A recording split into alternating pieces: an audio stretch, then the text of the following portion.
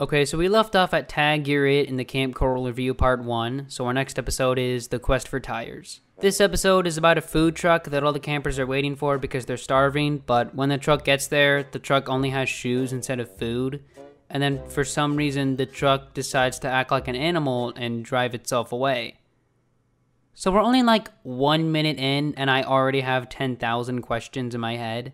First of all, why does this idea even exist? This might be the most random and out-of-the-blue episode I've seen yet. I mean, what did the animators think when they read the script for this? Imagine you worked your butt off to get a degree in animation, then you got hired by Paramount to animate a spin-off to one of the most successful cartoons of all time.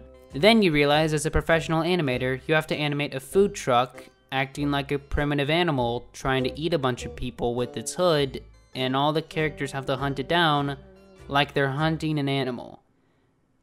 I think I just quit at that point.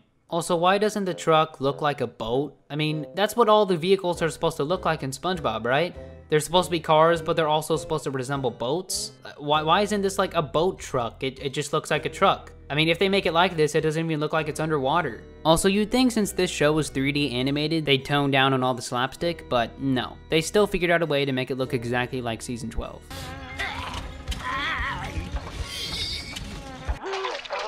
Like I explained in my second part of the season 12 review video, I actually don't hate slapstick. Slapstick is amazing when it's done right, especially when it comes to irony in it. But I can't see a truck acting like an animal being considered ironic. I mean, do you really look at a truck and think it kind of resembles an animal? If you do, there's the Weenie Hut Central Mental Hospital you could go to. Having it acting like an animal would make more sense if the object actually looked and resembled like an animal to everyone. The truck acting like an animal makes it look like the whole staff made this episode while they were drunk. So since the campers are still starving, they go on a search party for the truck and try to catch it so they can get their food. And the most awkward part of the episode happens when a live action guy is shown pretending to be a traffic director. Don't get me wrong, SpongeBob has always been adding random live action characters in episodes for a while, but since the editors actually knew what they were doing back then, they cut it after 5 seconds of showing the character, because if you extend that 5 seconds, it starts to get really awkward really fast. And since the editing sucks in Kamp Koral as well, they lingered on that shot of the live action character, making it super awkward and weird very fast. Then the whole time it's Patrick under the suit, takes the face mask off, and then the mask starts to laugh, making the situation so much more bizarre. Sure, there could be situations weirder like the live action gorilla that beat up Sandy and Patrick in that one episode,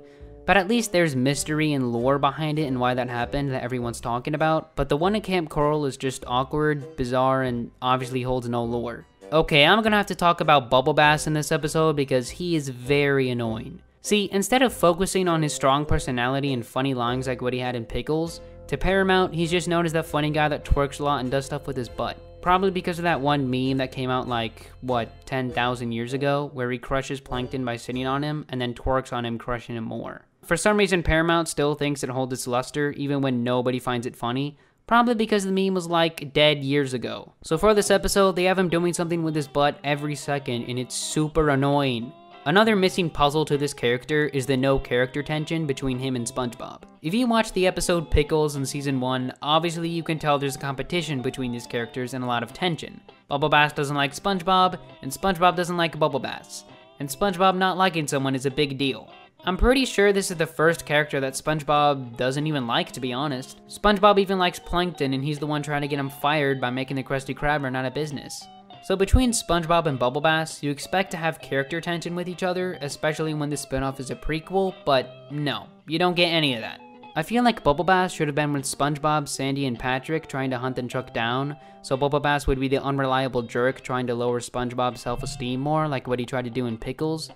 And then that would motivate SpongeBob to try to hunt the truck down himself so he can prove Bubble Bass wrong. It would be sort of an homage to Pickles. I feel like that's good character tension between the two. I don't feel like SpongeBob should be a jerk back to Bubble Bass though, because that would break his character in a very awkward way.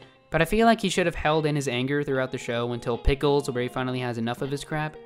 With the way they have Bubble Bass now, if someone tried to watch SpongeBob chronologically by first watching Kamp Koral first, then watching Pickles, they would probably have no idea what's going on. Now believe me, SpongeBob has had a lot of weird endings, but I think this one is the weirdest so far. It turns out someone was in the truck the whole time. See, I thought this truck was either haunted or some sort of robot because Plankton in the beginning was speaking to it and telling it to open the doors. I think that was the whole intention, for you to think it was on its own the whole time. But actually having someone in the truck makes it even more confusing because of how no one addresses the situation when he gets out. This guy doesn't even explain why he wanted to randomly go rogue, drive away, and wanted to eat and kill everybody. No one even asks him why he wanted to do that. What was the character's goal to do that? They don't even explain if maybe the truck was haunted and took control or something, and that's why he wanted to eat everybody. I know people are gonna say, well, it's a cartoon, so they can get away with plot holes easily. And that's true, there's been countless plot holes in SpongeBob episodes that they got away with, especially in other cartoons. But nothing this big like in The Quest for Tires. And even though all of the characters got the food, the truck driver decides to eat a shoe instead. Whatever. Now let's go to the Cabin of Curiosities. This next episode is about SpongeBob and Patrick trying to get everyone to write their name in their friends list book. Since nobody signs it, SpongeBob and Patrick give it another try in this other cabin, which people call the Cabin of Weirdos.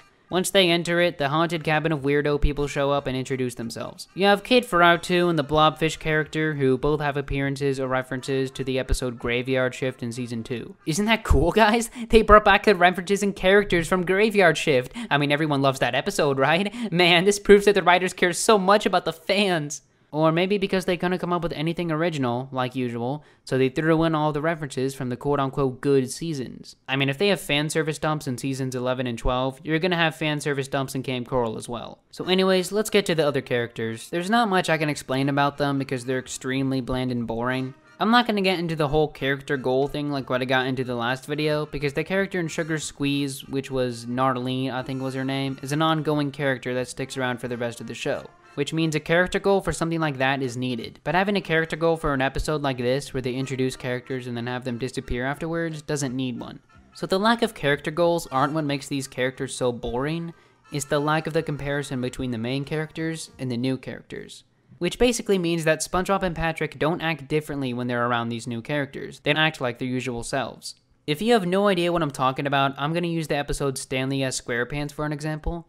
This is probably my favorite episode when it comes to introducing a new character, because if you notice closely, SpongeBob acts different when he's around different characters. Like with Sandy, he tries to put on an impressive act and prove that he's handy. With Mr. Krabs, he's always a suck-up, and with Patrick, he's always a goofball. You expect SpongeBob and Stanley S. SquarePants to act like his usual self when Stanley comes over, but when he does come over, SpongeBob's character changes based on the things that Stanley's doing and his personality. You all probably know that SpongeBob could be impulsive and quirky at times, especially when he hangs around Patrick. But in this episode, Stanley's more impulsive and more quirky than SpongeBob. Stanley's at a lower level than SpongeBob, and that's what causes SpongeBob to change character when he's around him. Squidward, when he's around SpongeBob, is obviously annoyed, but also sort of the babysitter at the same time, teaching him how to fix his broken toy back to normal when SpongeBob couldn't figure out how to fix it. Since Stanley is more of a mess than SpongeBob, SpongeBob kinda has to babysit him the whole time. He's sort of replacing Squidward, and he's not what he's like when he hangs around Patrick. Since you've never seen SpongeBob like this, you start to realize it's the new character that's doing this and makes it reflect off the main character and makes the new character more interesting, if that makes sense. The new characters in Cabin of Curiosities, sure, may have very different character designs, talk differently, and have different abilities, but if they don't have different distinct personalities from one another, then it's already a no-go and makes these characters super bland and boring. The personality for a new character is probably the most important part, and the writers missed it by a mile. It also doesn't make SpongeBob and Patrick act differently when they're around them either. Sure, they were scared of them at first, but 30 seconds later, when they saw one of their night badges and wanted to earn one, they didn't care and acted like their regular selves again. Which, again, makes the new characters even more bland and boring. Even another thing that makes this episode empty is the relatability check that's not checked off. I mentioned this in my first SpongeBob Season 12 review video, where I explain how it's important to have relatability in cartoons. None of these characters are relatable at all. I know some people may argue that they're not made to be relatable because they're known as the haunted group of freaks, but Stanley was also known as the annoying guy that destroyed everything he touched, and if anything, you related to SpongeBob more, because Stanley is sorta like your 5-year-old cousin that comes over and destroys everything, and now you gotta keep an eye on him. But in the end, you start to relate to Stanley more because he talks about how he feels like he isn't good at anything and everyone gets mad at him. That's something you can relate to. But these characters in Cabin of Curiosities obviously lack that. I had an idea that maybe these characters were disappointed that they were only known as misfits and weirdos from the others and wanted to fit in more. I know that's a very cliche and dumb idea I have, but I'm pretty sure it's better than what they already have for this episode. Just one more thing I want to touch on before I wrap this up is the no character tension. In Stanley S. SquarePants, SpongeBob had enough of Stanley's screw-up, so he snaps and starts yelling at him. In Atlantis SquarePantis, SpongeBob and Patrick pop the ancient bubble, so now all of the Atlantis people are after them. In Cabin of Curiosities, once again, no character tension. People are going to argue that the whole time the new characters wanted to eat them, but I'm not sure that's the case, because after it all got interrupted by accident without SpongeBob knowing, the new characters just forgot about it and signed SpongeBob and Patrick's friend list book at the end of the episode or whatever. So that's it. That's the end of the episode. It makes it even weirder that the whole time the music in this episode sounded different and unlike SpongeBob. Since this episode is about haunted people, it sounded like the Ghost Race in Mario Kart the whole time, and not like the usual SpongeBob music. The Tag Your Red episode and Cabin of Curiosities are probably the two most boring episodes so far. We'll have to see about part 3 if there's any more episodes we can fit to that category. I know I said I'll be making the SpongeBob Seasons Ranked video. I wanted to finish reviewing Kamp Koral first because I was including spin-offs in the video as well. So when I got to Kamp Koral to rank, it would be awkward to say I was still working on the review. So I wanted to get Kamp Koral out of the way first. So I'll see you guys later. Bye.